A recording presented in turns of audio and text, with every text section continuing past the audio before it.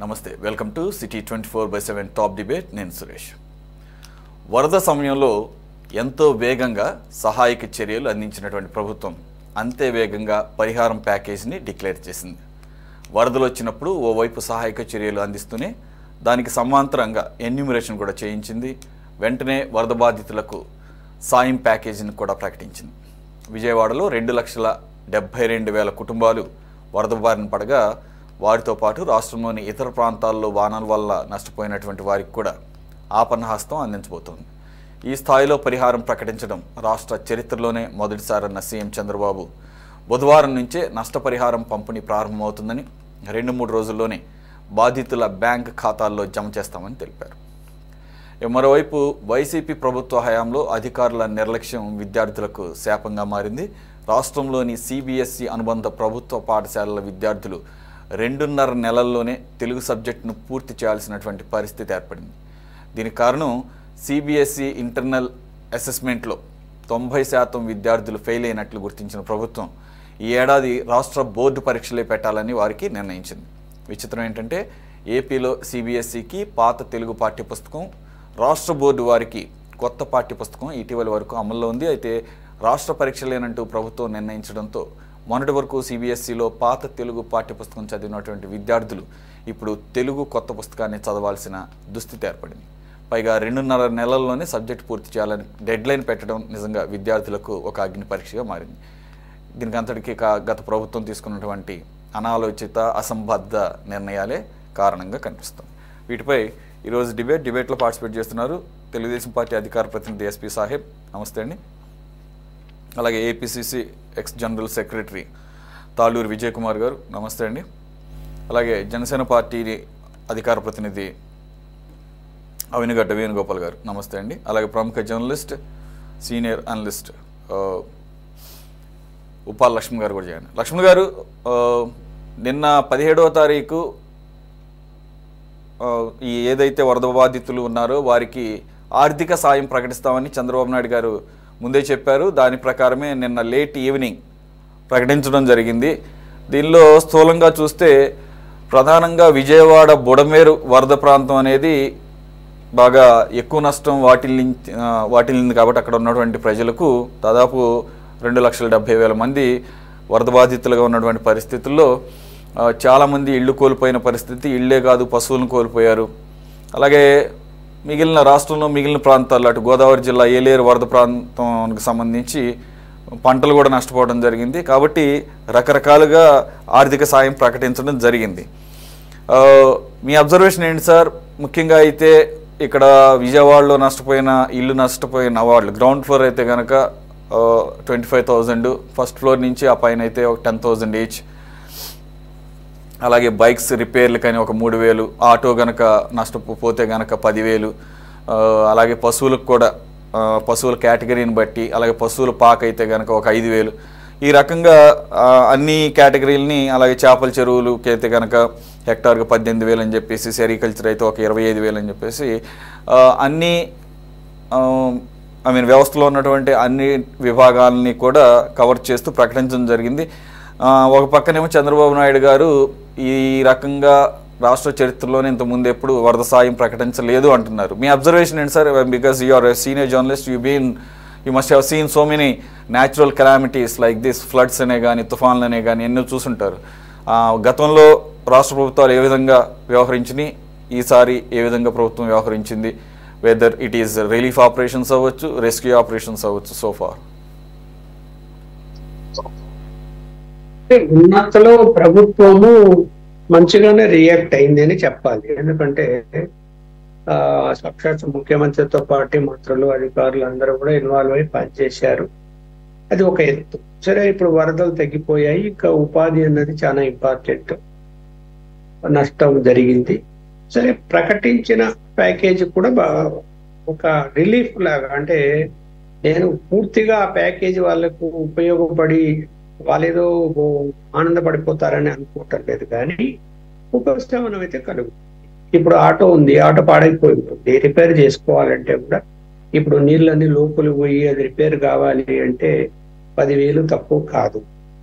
అలాగే తోపుడు బండ్లు పోయాయి, షాపులు పోయాయి, సో అవన్నీ పునరుద్ధరించుకోవాలంటే కనుక సాధ్యమయ్యే పని కాదు వాళ్ళు. సో కొంత 5,000, 10,000, 20,000, 25,000 వరకు ఒక్కొక్క దాన్ని బట్టి ఇప్పుడు మంజూరు చేశారు కాబట్టి ఖచ్చితంగా వాళ్ళు మళ్ళీ చేరుకునే అవకాశం ఉంటుంది. ఏదైనా ఒకవేళ కొంచెం తక్కువ వస్తే వేసుకొని తమ ఏవైతే వ్యాపారాలు చిన్న చిన్న వ్యాపారాలు చేసుకుంటున్నారో అవి చేసుకోవడానికి ఇంకా ముందుకు వెళ్ళిపోతారు.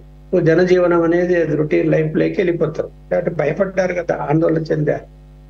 అలాగే ఇల్లు ఇప్పుడు రిపేర్లు, ఇప్పుడు ఇంట్లో అన్ని సామాన్లు తడిచిపోవటము, టీవీలు పని చేయకపోవటము, ఫ్రిడ్జ్లు పని చేయకపోవటము, ఇవన్నీ కూడా సరే వాళ్ళకి ఇచ్చే 25,000 గ్రౌండ్ ఫ్లోర్ లో ఉన్న వాళ్ళకి సరిపోద్దా అంటే ఉపశమనం అంతే, సరిపోతుందని కాదు.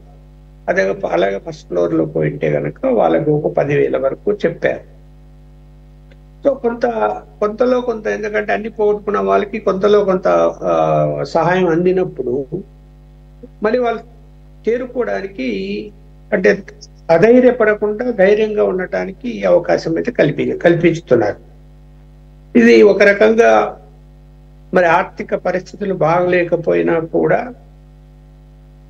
ముందుకు వచ్చి ఎవరిని వదిలిపెట్టకుండా అన్ని రంగాల వాళ్ళని దృష్టిలో పెట్టుకొని ఈ సహాయం అన్నది ప్రకటించారని ఎక్కడ అయితే, అంటే అమలులో ఎలా ఉంటుంది ఇప్పుడు సెలక్షన్ ఒకటి ఏంటంటే ఎవరు బాధితులో వాళ్ళని ఐడెంటిఫికేషన్ కొంత జరిగినట్టుంది, ఇంకా జరగాలనేమో. ఐడెంటిఫికేషన్ లో కూడా ఇబ్బందులు వచ్చే పరిస్థితి ఉంటుంది. ఐడెంటిఫికేషన్ అయిన తర్వాత, అంటే నేను వేరే విధంగా అనుకోవటం లేదు కానీ నాకున్న అనుభవం ఏంటంటే ఈ పంపిణీ ఎవరు చేస్తారు? రెవెన్యూ వాళ్ళు చేస్తారు సహజంగా. రిలీఫ్ అన్నది రెవెన్యూ పరిధిలోకి వస్తుంది, రెవెన్యూ వాళ్ళే చేస్తారు. రెవెన్యూ వాళ్ళు నీతి నిజాయితీగా చేస్తారంటే నేను నమ్మను. నా అనుభవంలో చాలా చూశాను. ఎంత దుర్మార్గంగా వ్యవహరిస్తారంటే వాళ్ళు నాశనం అయిపోయారు, వాళ్ళ జీవితాలు ఇలా అయిపోయాయి, వాళ్ళకి నేను సహాయం అందించాలా అనేటువంటి ఆలోచన వాళ్ళకు ఉండి ఏదైతే ప్రభుత్వం వచ్చిందో అది వాళ్ళ చేతిలో పెట్టాలి, వాళ్ళు బాగుపడాలి అనేటువంటిది కోరుకుంటారా, మిస్యూజ్ చేస్తారా అనేది చూడాలి. ఎందుకంటే గతంలో చాలా సార్లు ఈ యొక్క సహాయ కార్యక్రమాల్లో మిస్యూజ్ జరిగాయి. ఇప్పుడు కూడా జరగవు, ఆపగలుగుతాము అంటే ఇప్పుడు ప్రభుత్వం వచ్చి 100 సంవత్సరాలు, మేమేదో 100 సంవత్సరాల సందర్భంగా ప్రజల్లోకి వెళ్ళిపోతున్నాము, ఇదిగో ఇవన్నీ ఒక 5 రోజుల పాటు జనంలోకి వెళ్ళిపోతున్నాము అని చెప్పి ఇవాళ ఎన్డీఏ కూటమి సమావేశంలో నిర్ణయాలు తీసుకుని ఇంకా జరుగుతున్నది సమావేశం. గొప్పగా చెప్పారు. ఈ 100 రోజుల్లో అవినీతి జరగకుండా ఏ ప్రభుత్వంలోనే ఏ శాఖలో అయినా కూడా అవినీతి జరగకుండా ఉండిందా చెప్పమని చూద్దాం. ఎవరినైనా సరే అక్కడ ఉన్న వాళ్ళని. జరుగుతూనే ఉన్నాయి అవినీతి పనులు. ఎక్కడ ఆపారు? ఎక్కడ ఆపారు? అందువల్ల నేనేం చెప్తున్నానంటే వాళ్ళని దృష్టిలో పెట్టుకొని, బాధితులను దృష్టిలో పెట్టుకొని ముందు ఫస్ట్ చేయాల్సిన పని వాళ్ళకి ఇవ్వడంలో పార్టీ కార్యకర్తలు, నాయకులు కూడా ఇన్వాల్వ్ అయ్యి అవినీతి జరగకుండా చూడగలిగితే, పార్టీ అంటే ఒక తెలుగుదేశమే కాదు బాధ్యత, ఇక్కడ ముగ్గురికి ఉంది, జనసేన ఉంది, బీజేపీ కూటమి. వీళ్ళు నిజంగా సహాయం వాళ్ళకి అందేటట్టు చెయ్యాలి, లేకపోతే చేతులు మారుతాయి. ఆడిపోయి 10,000 ఇచ్చినామని 1,000 రూపాయలు తగ్గించేసి 9,000 ఇచ్చి వెళ్ళిపోయారు అనుకోండి, ఏం చేస్తారు?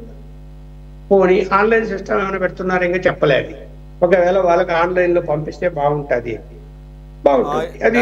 డైరెక్ట్ గా అకౌంట్స్ లోకే వేస్తాము అన్నట్లుగా ఇన్ఫర్మేషన్ ఉంది సార్. డైరెక్ట్ గా అకౌంట్స్ లోకి ఇంకా చెప్పలేదు. ఇప్పుడు చెప్తే ఓకే, నేను ఖచ్చితంగా అవినీతి జరిగే అవకాశం ఉండదు.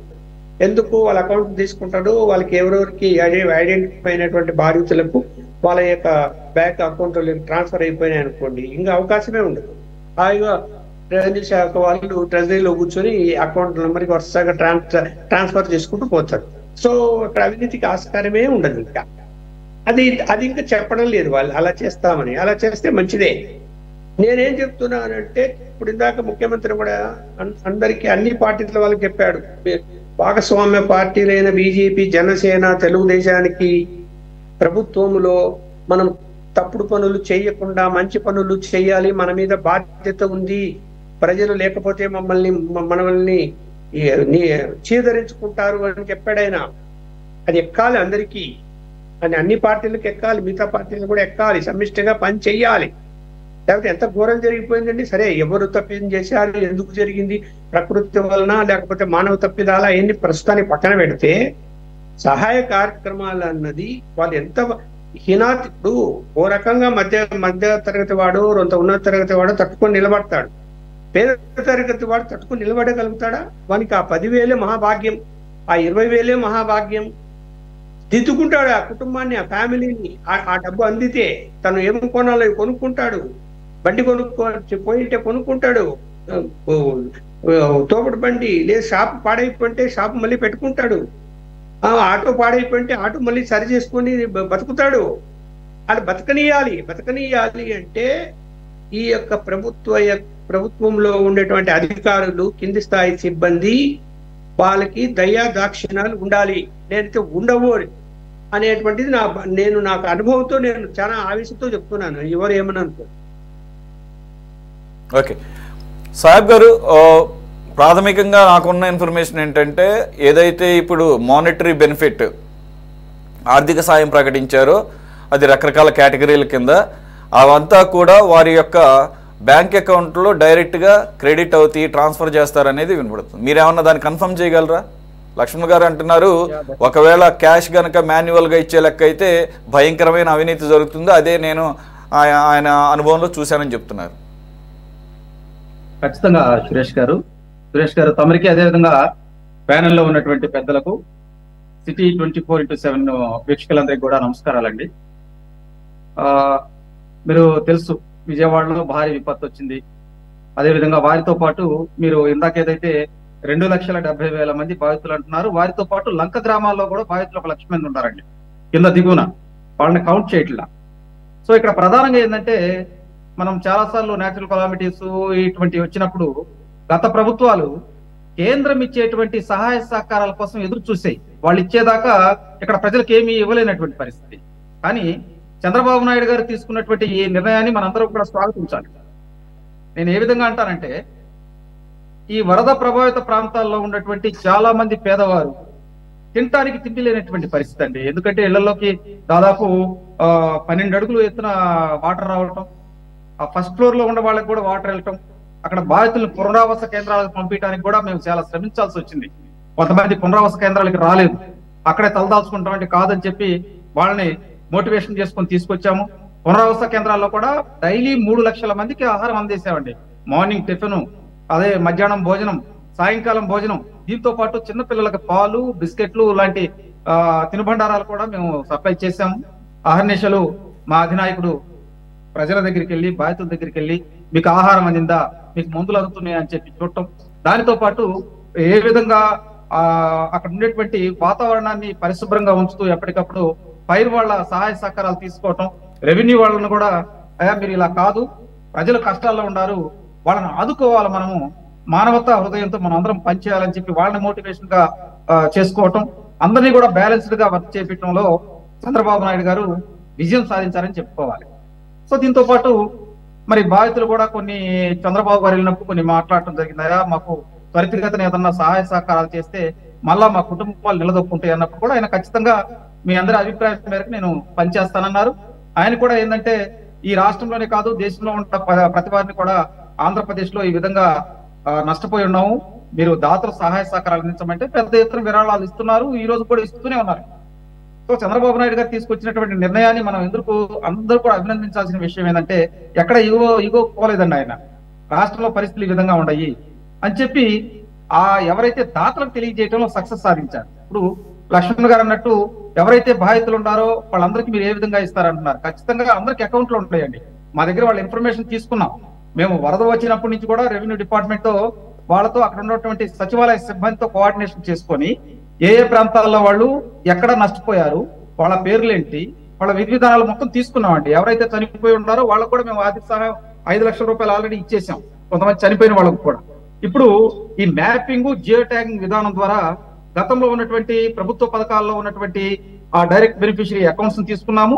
ఇప్పుడు దాంతో టాలీ చేసాం, అన్ని సిస్టమేటిక్ గా ఉన్నాయండి. ఎవరికి కూడా బై హ్యాండ్ క్యాష్ ఇచ్చే పద్ధతి అయితే లేదండి. అందరికీ అకౌంట్ ద్వారా ట్రాన్స్ఫర్ అవుతాయి. కాబట్టి ఎటువంటి ఇబ్బందులు ఉండవు. మీరు కొన్ని అంశాలు లేవనెత్తారు. రెవెన్యూ వ్యవస్థ వాళ్ళు ఎవరైనా కానీ ఒక అతన్ని ఐడెంటిఫై చేసి అతనికి సహాయం చేయాలంటే ఎంతో కొంత డిమాండ్ చేస్తారనేది ఖచ్చితంగా గతంలో జరిగినాయి. కాబట్టి చంద్రబాబు నాయుడు గారు ఏంటంటే మనం ట్రాన్స్పరెన్సీగా ఉండాలి, బాధితులకు సత్వరమే ఈ అమౌంట్ అందాలని చెప్పి ఆయన ఈ డిజిటల్ అకౌంట్ సిస్టమ్ తీసుకురావడం జరిగింది. సో ఖచ్చితంగా ఇటువంటి దాంట్లో ఎటువంటి ఇబ్బంది లేదు. ఇక ఎక్కడైతే ఏ ఏ ప్రాంతాల్లో వాళ్ళు పేదవాళ్ళు ఉన్నారు, వాళ్ళకి ఏ విధంగా సహాయం చేయాలి అనే దాని మీద కూడా వరద ప్రభావిత ప్రాంతాల్లో పర్యటించి అక్కడ ఉన్నటువంటి నష్టాన్ని అంచనా వేసి మేము కేంద్రానికి కూడా పంపించాము. 6,000 పైచిలు కోట్లు ఇక్కడ నష్టపోయామని పంపించాము. సరే, కేంద్రం ఇచ్చేదానికి కొంత లేట్ అవ్వచ్చు, ఎందుకంటే వాళ్ళకి విధి విధానాలు ఉంటాయి. కాబట్టి ఈ లోపు మేము ఎవరెవరికి ఏం సహాయం చేయాలనేది ఆల్రెడీ ప్రకటించాం. ఏదైతే గ్రౌండ్ ఫ్లోర్ లో ఉన్నారో వాళ్ళందరికీ కూడా 25,000 రూపాయలు, గ్రౌండ్ ఫ్లోర్ నుంచి పైనుండి వాళ్ళకి 10,000 రూపాయలు సహాయం చేయటం. దీంతో పాటు చిన్న చిన్న తోపుడు బండ్లు లాంటివి కానీ చిన్న చిన్న వ్యాపారాలు చేసుకుంటారండి, ఏ రోజు కారు చేసుకునే వాళ్ళు, వాళ్ళకి 25,000 రూపాయలు ఇవ్వటం. దానితో పాటు మీరు అసలు ఇల్లు లేని వాళ్ళు కొంతమంది ఉంటారు, వాళ్ళు ఫుట్పాత్ల మీద ఉంటారు, వాళ్ళని కూడా ఐడెంటిఫై చేసేవాడి. వాళ్ళకు కూడా పునరావాస కేంద్రాల్లో వాళ్ళ దగ్గర నుంచి ఆధార్ సేకరించి వాళ్ళలో కొంతమందికి అకౌంట్లు లేని వాళ్ళకి ఒక ట్రస్టీని నియమించుకొని వీళ్ళ ద్వారా మీరు తీసుకోండి అని ఒక ఐఏఎస్ ఆఫీసర్ కూడా నియమించామండి. సో మేము అనేది ఏంటంటే ప్రభుత్వం నుంచి వచ్చేటువంటి సహాయం పారదర్శకంగా వాళ్ళకి అందాలి, మేము చేసిన సహాయం వాళ్ళకు ఉపయోగపడాలి. ఎవరైనా ఉంటే ఇంకా కొంతమంది వాళ్ళ పేర్లు రాకపోతే దగ్గరలో ఉన్నటువంటి సచివాలయానికి వెళ్ళి అక్కడ ఉండేటువంటి డిజిటల్ అసిస్టెంట్ మీ వివరాలు ఇవ్వమని కూడా చెబుతున్నామండి. దీంతో పాటు ప్రధానంగా లంక ప్రాంతాల్లో ప్రజల గురించి చెప్పుకోవాలి. లంక ప్రాంతాల్లో అయితే వాళ్ళ యొక్క విధానం చూస్తే కళ్ళ నీళ్లు వస్తున్నాయండి. ఎందుకంటే పశువులు చనిపోయినాయి, గొర్రెలు చనిపోయినాయి, అక్కడ ఉండేటువంటి రైతులు రోడ్డును పడ్డారు. మీరు ప్రధానంగా ఏంటంటే మనకు కృష్ణా నదీ పరివాహక ప్రాంతంలో కొంతమందికి ప్యాడీ ఉంది, కొంతమందికి అరటి తోటలు ఉంటాయి, కొంతమందికి పసుపు ఉండిద్ది, కొన్ని ప్రాంతాల్లో ఆకుకూరలు వేస్తారు, కొన్ని ప్రాంతాల్లో కూరగాయలు వేస్తారు. ఇటువంటి వాళ్ళందరినీ కూడా ఐడెంటిఫై చేస్తున్నాం. దీంతో పాటు ప్రధానంగా ఏంటంటే రొయ్యల చెరువులన్నీ దెబ్బతిన్నాయి. దీంతో పాటు ప్రధానంగా కులవృత్తి అయినటువంటి ఈ ఫిషింగ్ చేసే వాళ్ళు ఉన్నారండి, జాలర్లు, వాళ్ళ బోట్లు దెబ్బతిన్నాయి, కొన్ని బోట్లు కొట్టుకొని పోయినాయి. ఈ అన్నిటినీ ఐడెంటిఫై చేసి ఎవరికి ఏ విధంగా సహాయం చేయాలో ఆ విధంగా సహాయం చేయడానికి మేము తీవ్ర ప్రయత్నం చేస్తున్నాము. అదే విధంగా ఎక్కడ కూడా అవకతవకలు జరగకుండా అధికారులు నియమించామండి. దాదాపు 10 మంది ఐఏఎస్ ఆఫీసర్లు ఉన్నారండి. రెవెన్యూ దాంట్లో చేసినటువంటి కీలకమైనటువంటి అధికారులు అక్కడ నియమించాం. కాబట్టి ఇబ్బందులు ఉండవు.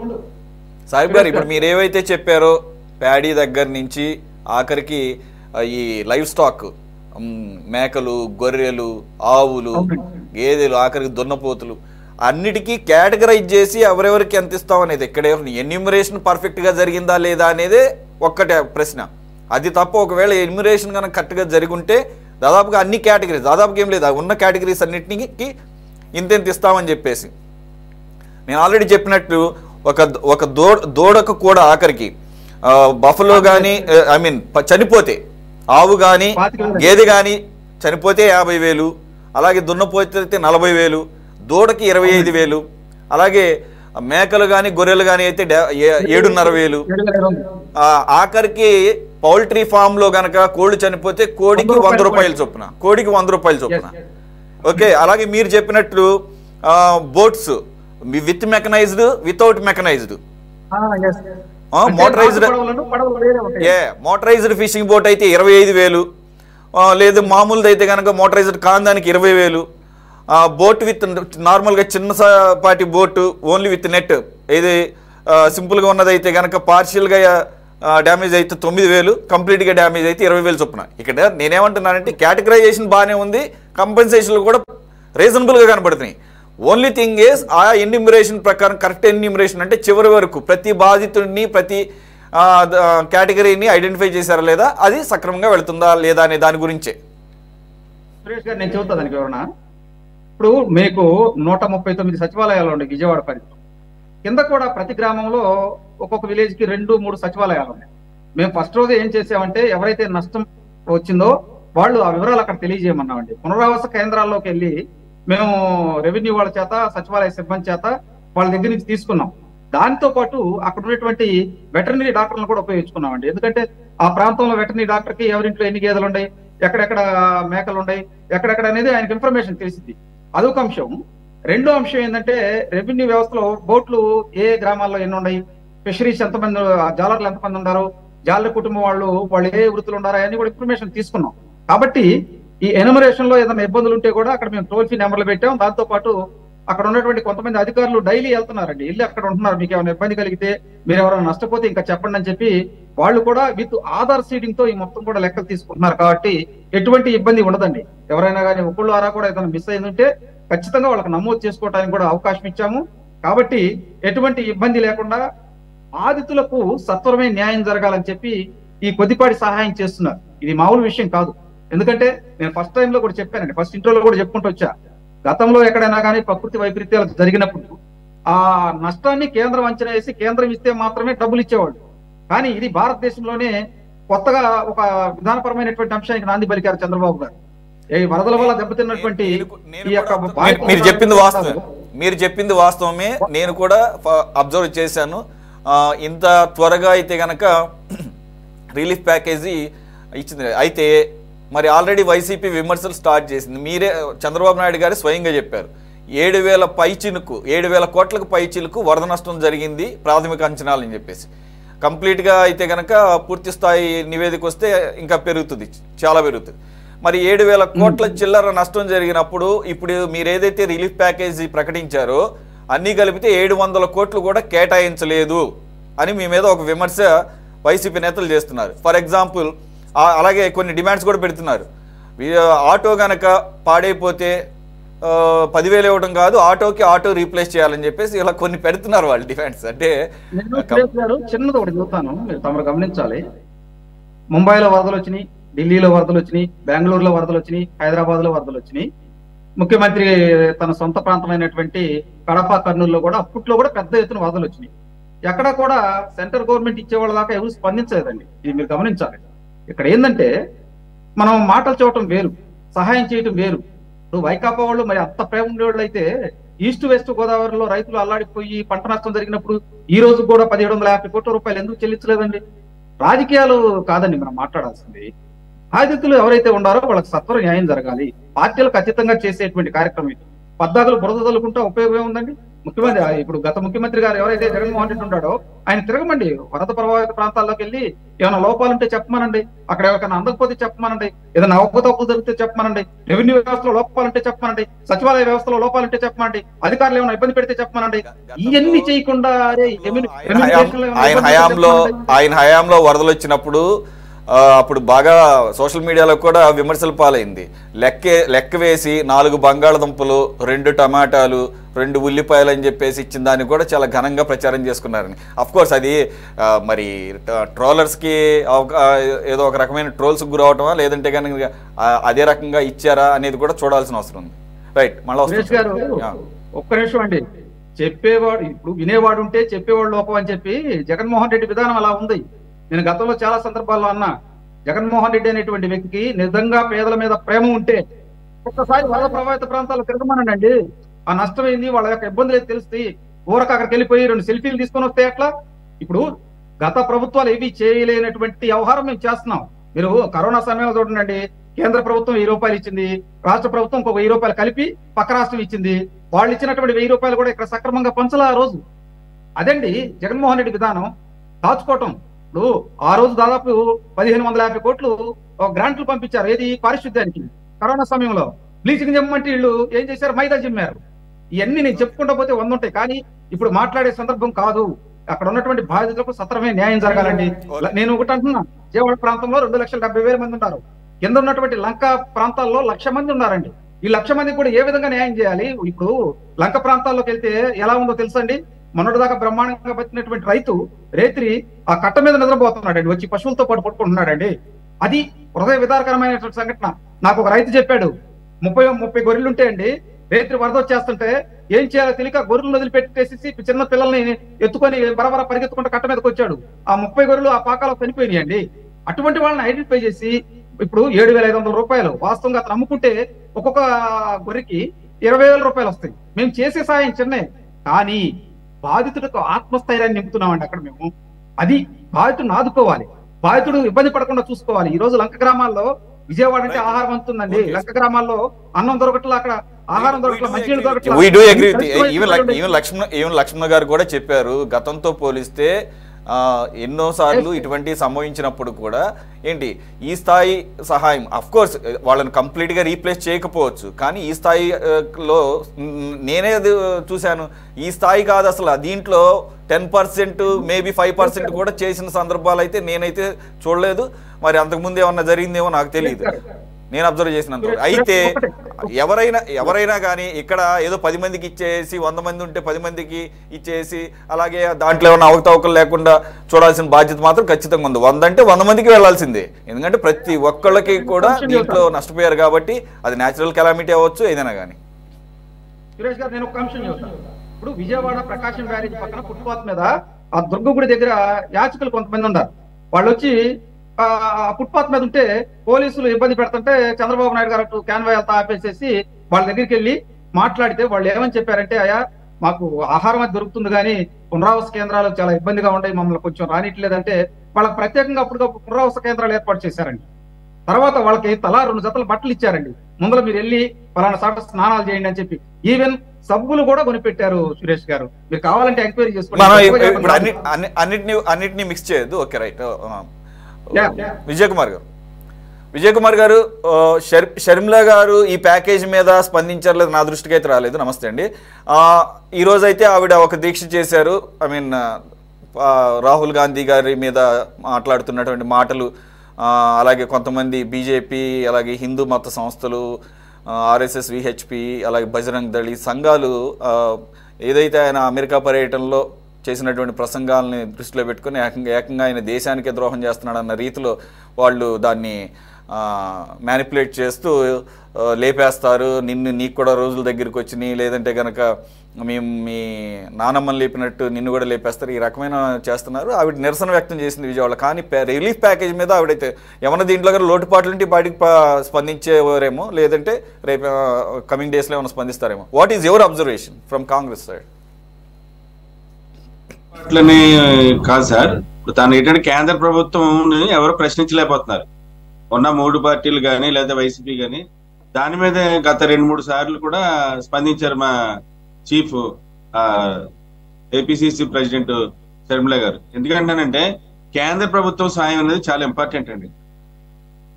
ఇప్పుడు మన ముఖ్యమంత్రి గారు చొరవ తీసుకుని ప్యాకేజ్ ప్రకటించేశారు. నిధులు ఎక్కడి నుంచి వస్తాయి? నిధులు ఇవ్వాల్సిన కేంద్ర ప్రభుత్వం. ఎంత ఇస్తామని ప్రకటించారు? ప్రకటించకపోగా ఇక్కడ సహకారం లేదు. ఇప్పుడు మీకు ఎగ్జాంపుల్ సార్, ఇప్పుడు ప్యాకేజీలు అన్ని కూడా బాగానే ఉన్నాయి. ఇప్పుడు విజయవాడకి ఒకలాగా, రాష్ట్రానికి ఒకలాగా అనేది మటుకు అది అంత మంచిగా అనిపించలేదు. ఏం చేయాలంటే మనకి రాష్ట్రంలో అన్ని చోట్ల ఇప్పుడు విజయవాడకు ఉన్నంత ఎఫెక్ట్ లేదు, కానీ మరి మిగిలిన ప్రాంతాలను ఎందుకు వ్యత్యాసంగా చూస్తున్నారు అనేది ఇతర ప్రాంతాల్లో ఉన్న ప్రజలు డిఫర్ అయ్యే పద్ధతి ఉంటది. కాబట్టి ప్రభుత్వం విజయ్ కుమార్ గారు ఇప్పుడు నష్ట తీవ్రతను బట్టి మీరే అన్నారు కదా, నష్ట తీవ్రత ఇక్కడ విజయవాడలో కూడా మళ్ళా అన్ని వైపులా కాదు, బుడమేరు ప్రాంతం ముని ఎఫెక్ట్ అయినంత ఆ కృష్ణా కరకట్ట సైడ్ అంత ఎఫెక్ట్ కాలా. కాబట్టి దానికి తగ్గట్టుగానే రిలీఫ్. అలాగే అక్కడ ఒక్క నిమిషం, రాష్ట్రంలో మిగిలిన ప్రాంతాలు మీరు అన్నట్టు అసలు ప్రకటించకపోతే మీరు అన్నట్టు మనం ఖచ్చితంగా దీన్ని తప్పుపట్టాల్సిందే. మిగిలిన ప్రాంతాలకి ఏదైతే first floor, second floor, Vijayawada నష్టం ఎంత ఏ స్థాయిలో ఉందో వాళ్ళకి 10,000 చొప్పున పరిహారం అయితే ప్రకటించారు. అంటే మిగిలిన జిల్లాల్లో అంటే ఇంత ప్రభావం అయితే అవసరం లేదు సార్. ఇంత ప్రభావం ఉన్న ప్రాంతంలోనే ఏమంటున్నాను నేను కూడా. ఏం చెప్పేది అంటే ఏలేరు కానీ ఇటువైపు కడప, మన రాయలసీమ కానీ ఉత్తరాంధ్ర కానీ ఎఫెక్ట్ అయినాయి. ఇంత ప్రభావితం ఉండకపోవచ్చు, 1-2 ఉంటాయి కదా. వాళ్ళకు కూడా మనం చేయగలిగితే రాష్ట్ర ప్రభుత్వం వ్యత్యాసం చూపెట్టలేదు అనేసి ఆ ప్రాంతంలో ఉన్న ప్రజలు ఆలోచించే విధానం ఉంటుంది. తర్వాత ఇప్పుడు కేంద్ర ప్రభుత్వం ఉదారంగా సాయం చేయాలండి. ఇది టీడీపీ గవర్నమెంట్ కాదండి, ఇది టీడీపీ జనసేన గవర్నమెంట్ కాదు, ఎన్డీఏ గవర్నమెంట్ అన్న తర్వాత ఎంత త్వరగా కేంద్ర బృందాన్ని పంపించారో అంత త్వరగా కూడా సాయం చేయాలి. దాని మీద షర్మిల గారు ప్రశ్నించారు. ఇప్పుడు ఎగ్జాంపుల్ గా మన విజయవాడ రైల్వే జోన్ లో తయారవుతున్న నీరంతా కూడా ఎక్కడికి వెళ్తుంది? దేశం అంతా వెళ్తుంది.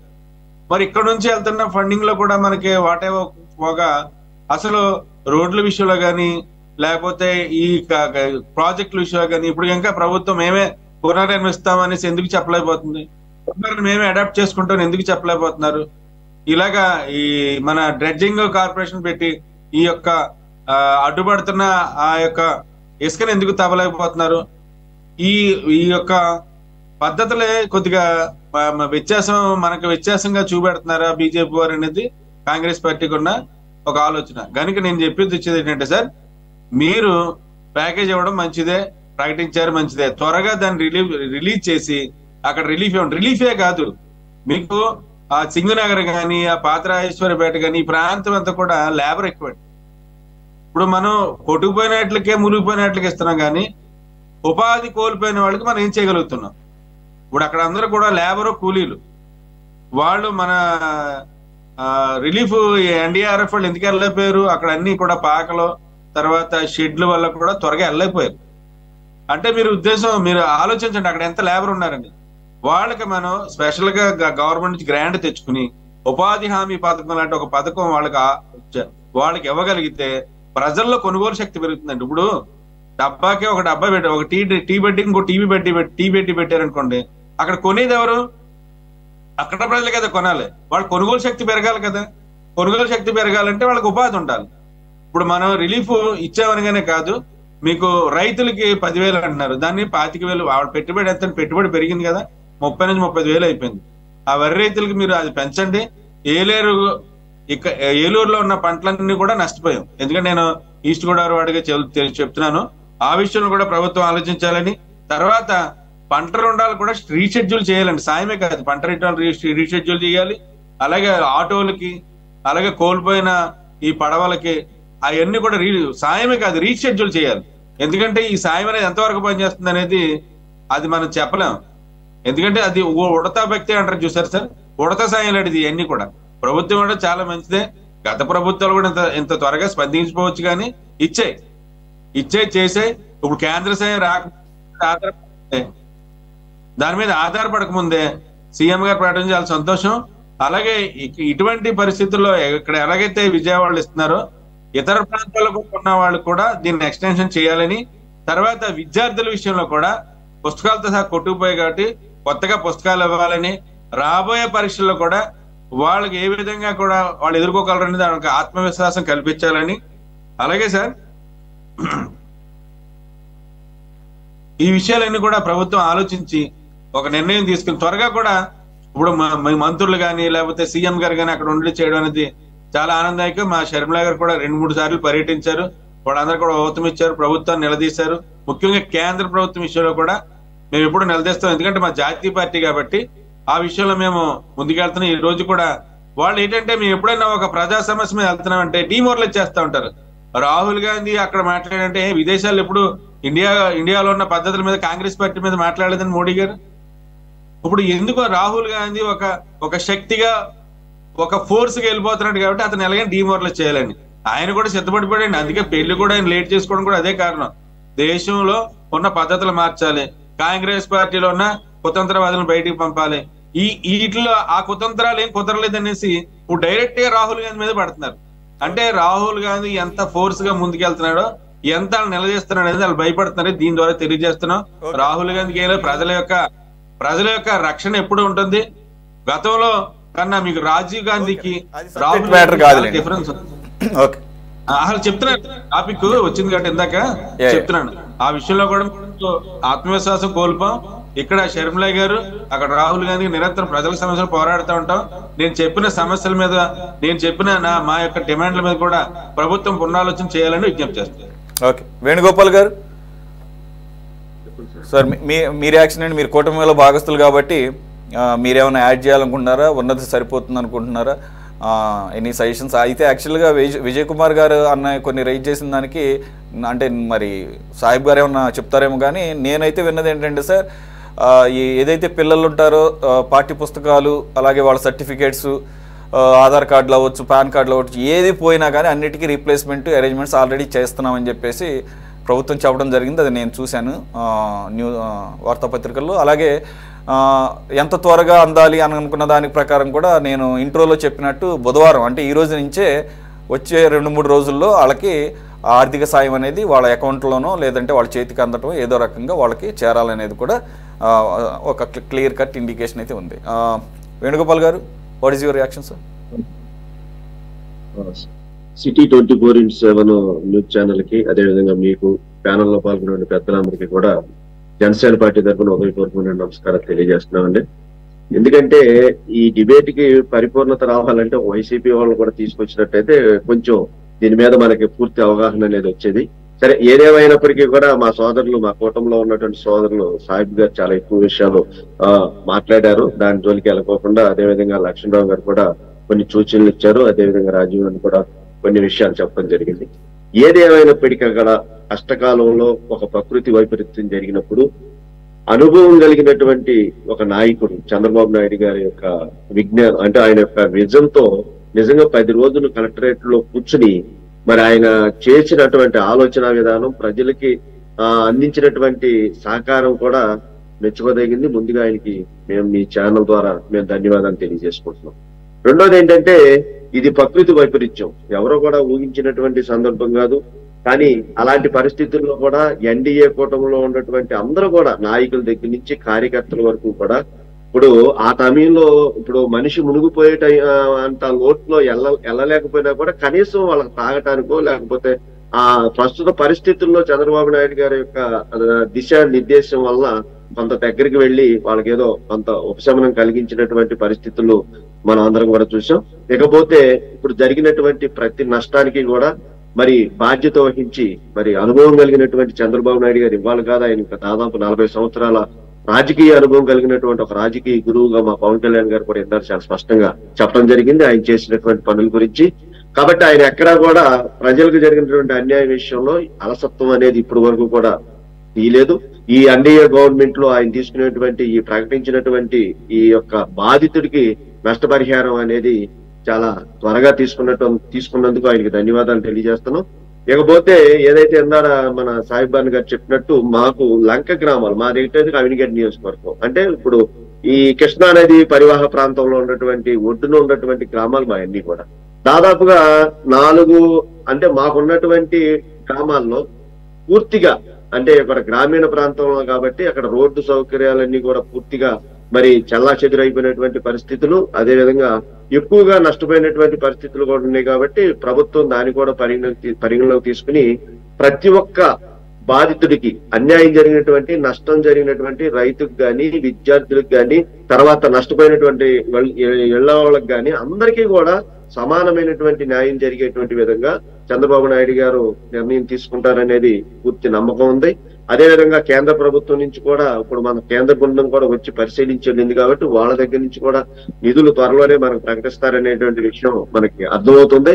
కాబట్టి ప్రతి బాధితుడికి కూడా సత్వరమైనటువంటి న్యాయం జరిగింది. పూర్తిగా అంటే 100% న్యాయం జరగకపోయినప్పటికీ కూడా తప్పకోకుండా అంటే వాళ్ళకి ఆదుకునేటువంటి విషయంలో ఇవాళ ఇందాక ఆటో ఉంది, ఆటోకి పూర్తిగా రీప్లేస్మెంట్ జరగకపోయినప్పటికీ కూడా వాడు మునిగిపోయినటువంటి ఆటోని బయటికి తీసుకొస్తానికి 10,000 ఎంత ఇస్తే అక్కడి నుంచి షెడ్ దగ్గరికి తెచ్చుకుంటే దానికి పాలసీలు అయి ఉంటాయి. కాబట్టి ఆ పాలసీ మ్యాటర్ ను కూడా ఇవాళ చంద్రబాబు నాయుడు గారు పరిశీలిస్తున్నారు. కాబట్టి వాళ్ళ విషయంలో విద్యార్థులకు పుస్తకాలు ఏదైనా జరిగిపోతే వాళ్ళకి ఏ రకమైనటువంటి సహాయం చేయాలనేటువంటి ఆలోచన కూడా చంద్రబాబు నాయుడు గారు ఆలోచన చేస్తున్నారు.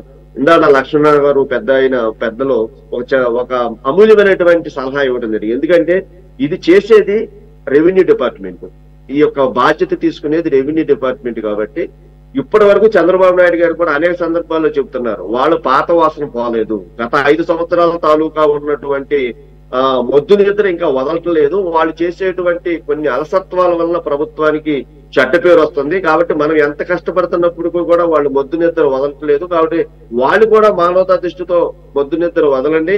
కాబట్టి మీరు కూడా బాధితులకి అండగా నిలబడి వాళ్ళకి సహాయం చేయండి అని చెప్పి ఆయన కూడా మరి చాలా అంటే సున్నితంగా వాళ్ళని మందలిస్తూనే వాళ్ళకి సూచనలు ఇవ్వడం జరుగుతుంది. తప్పకుండా అధికారులు కూడా మారతారు. ఏదైతే డిజిటల్ పేమెంట్లు ఉన్నాయో డైరెక్ట్ గా మరి లబ్ధిదారుడికి కనుక వాళ్ళ ఖాతాలోకి చేరినట్టయితే ఇలాంటి రెవెన్యూ డిపార్ట్మెంట్ తీసుకునేటువంటి అక్రమాలు మనం అరికట్టగలిగిన వాళ్ళు అవుతాం.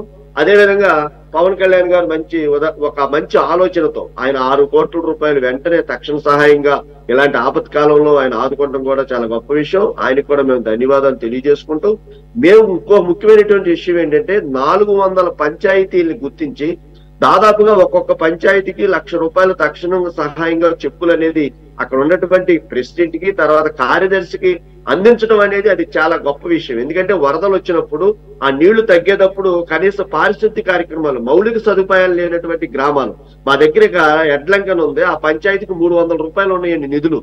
మరి అలాంటి పరిస్థితుల్లో ఆ గ్రామం మొత్తం మునిగిపోతే అక్కడ బ్లీచింగ్ కొడటానికి లేదు, దోమల మందు లేదు, కనీసం అక్కడ మందు బిళ్ళ కూడా ఇవ్వడానికి లేనటువంటి అలాంటి గ్రామ పంచాయతీలకు పవన్ కళ్యాణ్ గారు స్వచ్ఛందంగా ఆయన జేబులో నుంచి 1,00,000 రూపాయలు తీసినటువంటి పరిస్థితుల వలన అక్కడ కనీసం మౌలిక సదుపాయాలు కల్పించేటువంటి అవకాశాలు కూడా తక్షణ సహాయంగా 1,00,000 రూపాయలు కొన్ని మైనర్ పంచాయతీలకి ఉపయోగపడి అలాంటి మరి 6 కోట్ల రూపాయలు ప్రభుత్వానికి అండగా నిలిచినటువంటి సందర్భం.